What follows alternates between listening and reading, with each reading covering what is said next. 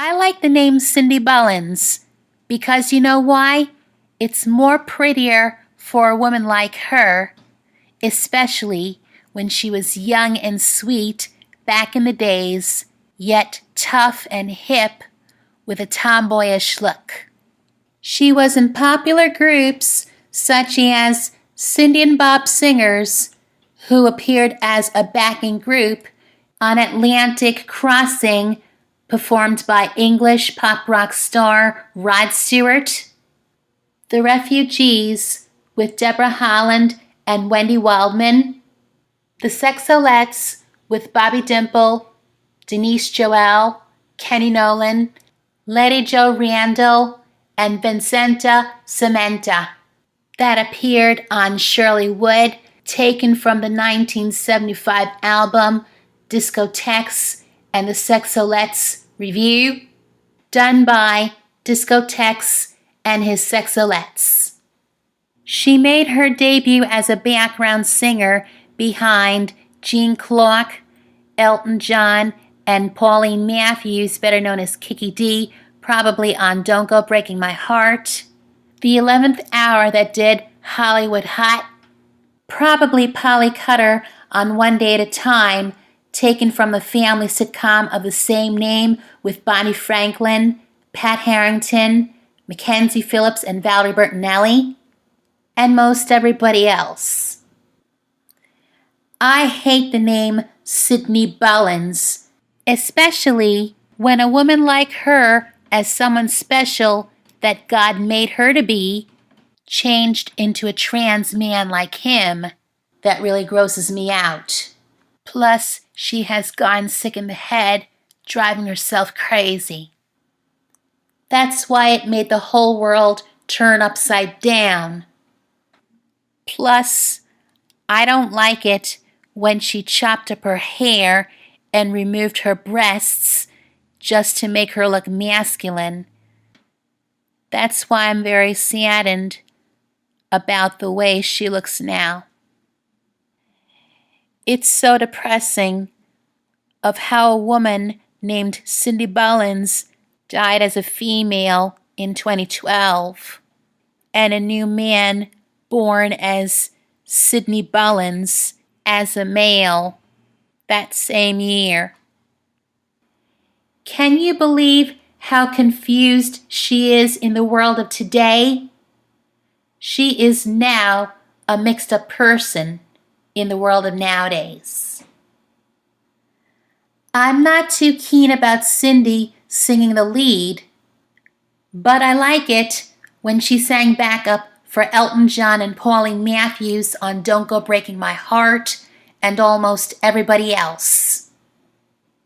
So here she is on American Bandstand performing her lost, unknown pop hits, Steal the Night and Too Close to Home.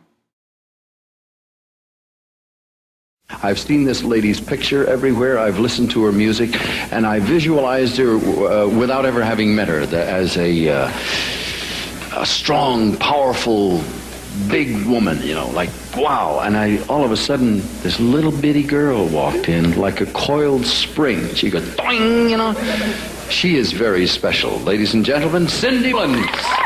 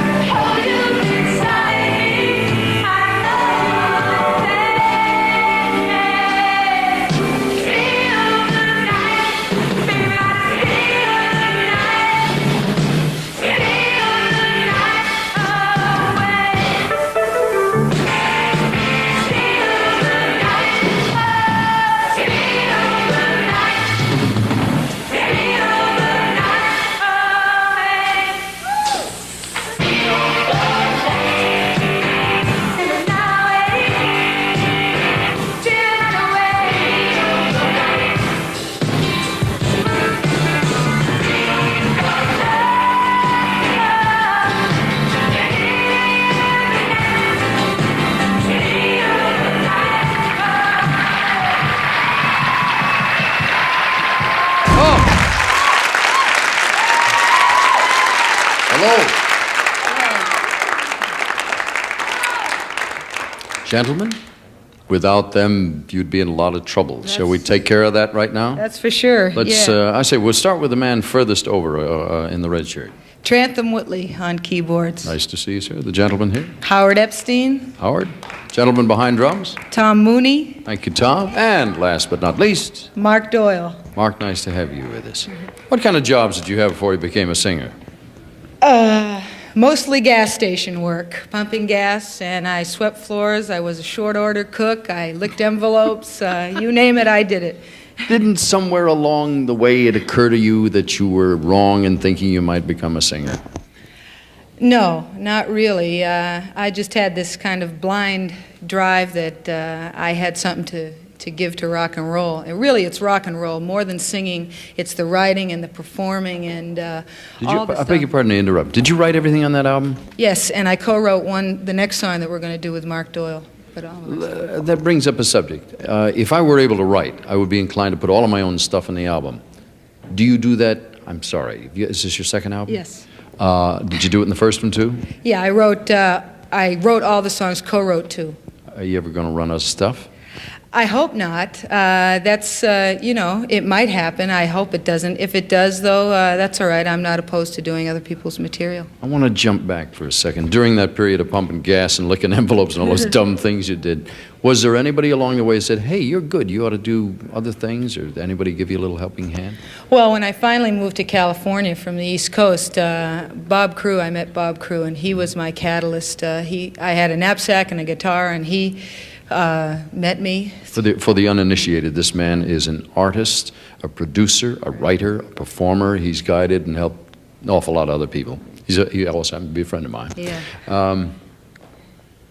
I don't know where to go from there. Do you offer any hope for anybody who ever reaches the despair and says, oh, I got to give this up? Sure, you just got to keep going. You know, if you want to do it. I figured my odds were that someday I was going to make it if I didn't give up. So. What was the Elton John story? Did you con him into a job? Sweet young thing like you, Buffalo this man? Not exactly. I did crash a party where he was at, and I decided that I would stay after I saw that he was there. And I met his manager and him throughout the night.